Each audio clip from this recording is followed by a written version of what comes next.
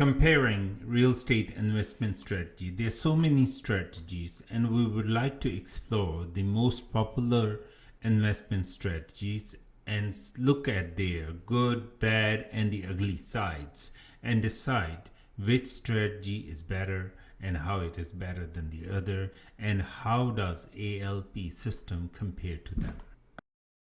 We'll look at the good, the bad, and the ugly side of the real estate investment strategies. I studied each system and strategy I could find when creating the ALP system, all of which fall under the general categories. Number 1, rental. Number 2, fix and flip. Number 3, lease options, rent to own.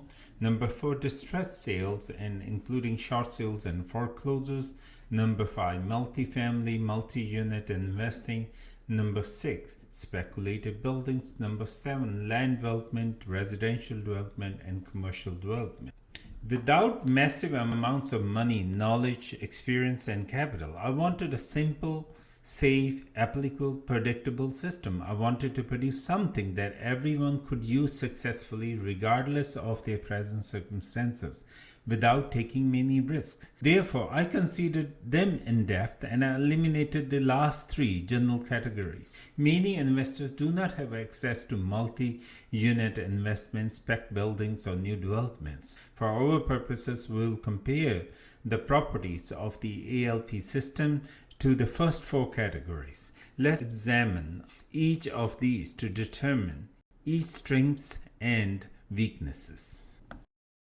Rentals for the average investor are the most common form of real estate investing. You buy a property, rent it out, and hope you can get a good cash stream. This concept is simple and straightforward and doesn't require great sophistication. The good side. Rental leasing generates monthly cash flow, although many rental owners experience negative cash flow.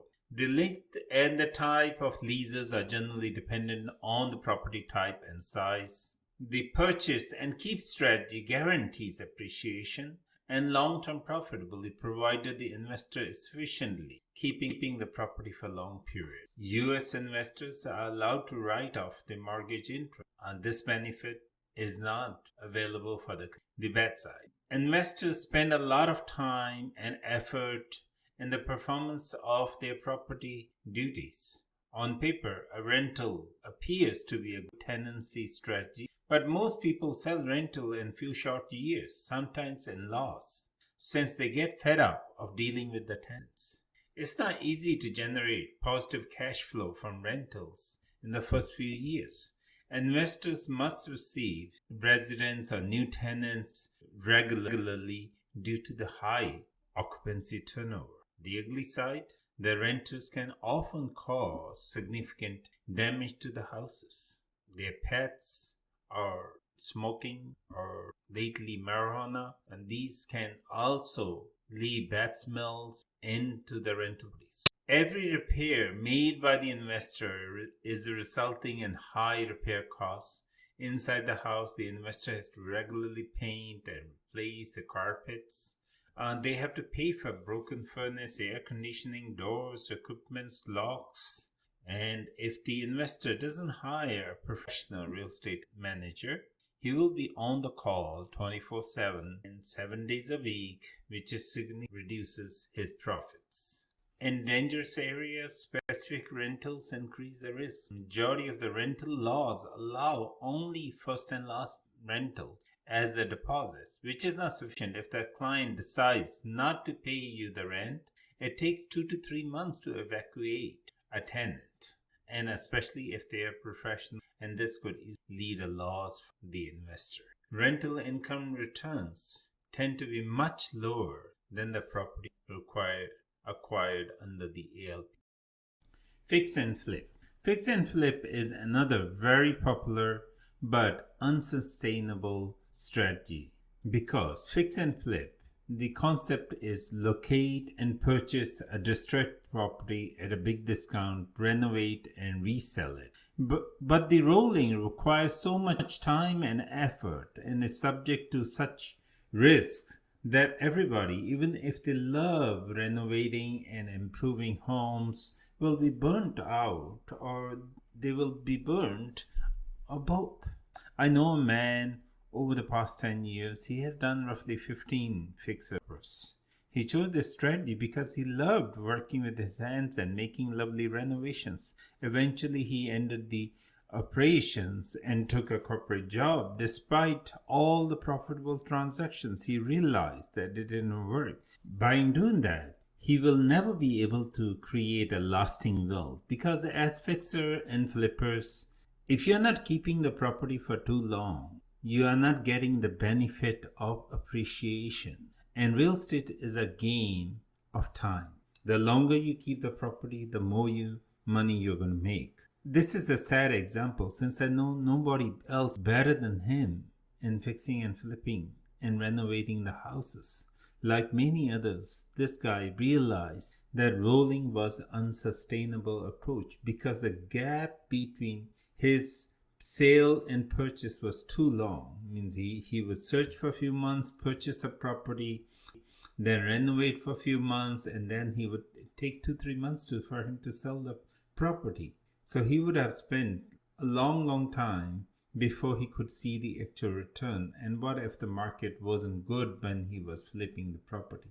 Then he would not make such a good profit that he has really expected. I met a man who made $20,000 in a flip. However, after he has done the mathematics, he realized that the amount of time he spent on renovations and getting the things ready and then finally selling it, overall he earned about $15 an hour.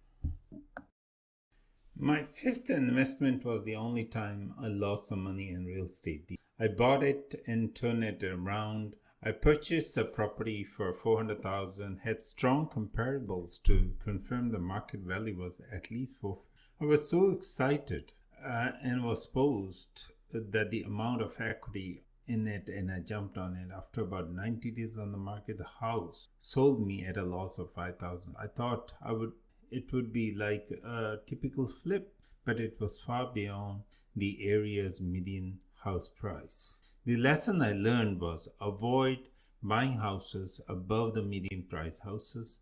Flipping was unreliable, and it may work constantly for some people. It requires so much knowledge and experience that newbies will lose virtually.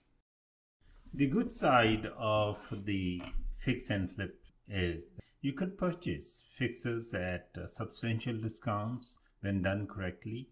Getting a walk-in equity is a good way of profit. The bad side is the difference between the market value and the perceived value often determines that your time, money, and effort increase the real value of the property very little. The loan requirements can make an accurate assessment extremely difficult to achieve within a few months of the house purchase. For example, let's say you bought a house for $350,000, you added a $40,000 of renovation, and you were hoping to sell it for $450,000, but a $100,000 increase in price in few months is a red flag for the bank, which makes flip houses harder to sell fast. And the appraisers are less willing to appraise them because it's can affect their sense. Instead of passive income, flipping becomes a full-time work. It would help if you did it again and again, otherwise the cash flow will stop. Even those who enjoy this activity see the significant disadvantage. The ugly side? Most people do not even consider all the variables, so the calculations are incorrect. A house may have an equity of $50,000, however, after capital gains, realtor fees, monthly payments, property taxes, closing costs, and all the other expenses, and on top of that you have to sell it. What if the market tanks? It might become a nightmare scenario where you might lose money or maybe even break even. Do I need to buy? Most of the shifts are profitable at 40 to 50% discount or equity. These deals, especially for beginners, are almost impossible to find. The best flippers have found that the return on the money and the time is equivalent to a decent job. In other words, if they worked in their current position extra few hours, they would be doing better than flipping. The problem with fix and flip is it's so dependent on the market. The whole strategy is based on a goal of speed, finding a property, fixing it, and reselling the home quickly. If the market falls while you are renovating the house, your whole equity is gone. And if you don't have a whole strategy, you have no way of getting back your money. You will be forced to liquidate your home as quickly as you can. And if you're fortunate, you might break even or you might lose money in other instances. Lease options or rent to own.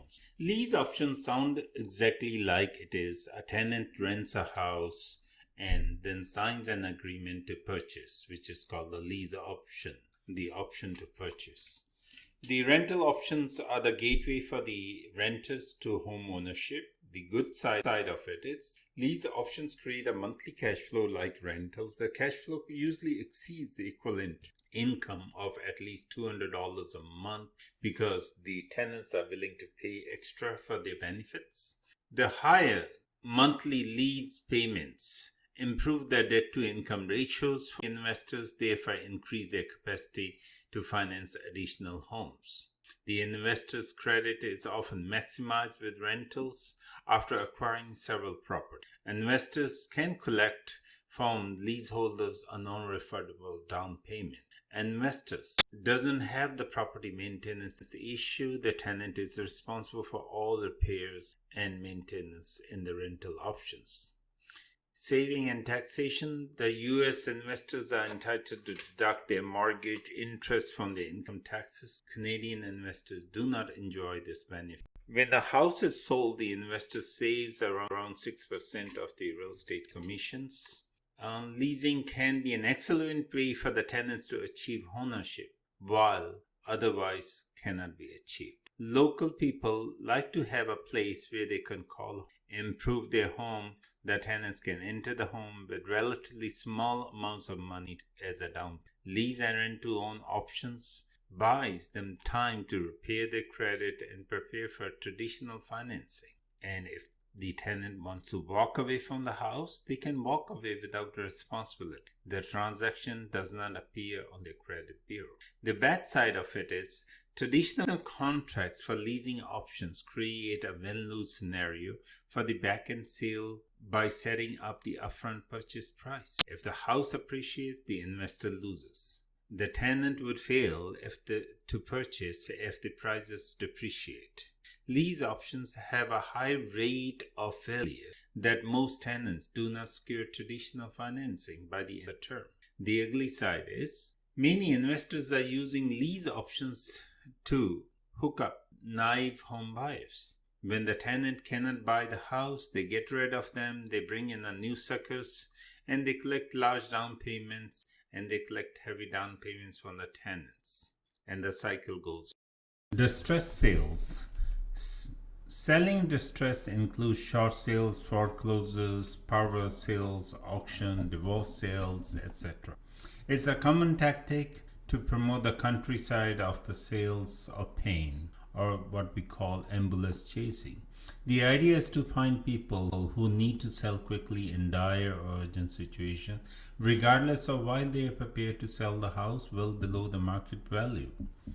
I'm not talking about a complete investment strategy, but a particular way of finding the properties. I have included this and applied it to the property types, but the ALP system rejects the negative aspects of stressful sales hunting that needs to be understood. The good side. You can buy houses at significant reductions, thereby decreasing the risk of the investors. This offers a valuable service to those who are happy to be relieved of the burden, and if done correctly but unpopular, they would have lost their house in any way to foreclosure or power sale, and they could avoid damaging their credit bureau for years. The bad side is, in particular, the high level of specialized knowledge is needed for successful dealing with short sales or foreclosures or power sales. And indeed, this knowledge is available, but a few can find it and follow the discipline. Fierce competition between investors for the same assets makes it harder to buy obtain these properties at fair market value. The determination of appropriate properties takes a lot of time, effort, and especially given that there are many for sale by owners, it takes a lot of driving and locating of the property nonetheless. The increasing difficulty to find distressed properties in boom markets. This strategy is dependent on the market. The ugly side of it is if it's done wrong by the wrong person in the wrong way, the investment can degenerate and be predatory.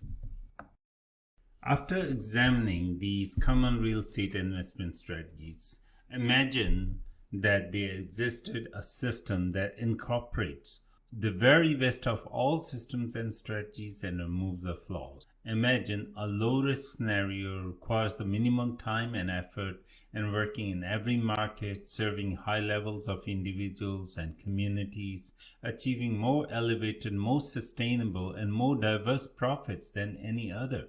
Just think of a system that gives you the cash flow of rentals and options of leases without the hassle and hazards of property management. Imagine a scenario that takes advantage of discounts but doesn't take the risks. This system is the ALP system of real estate investing.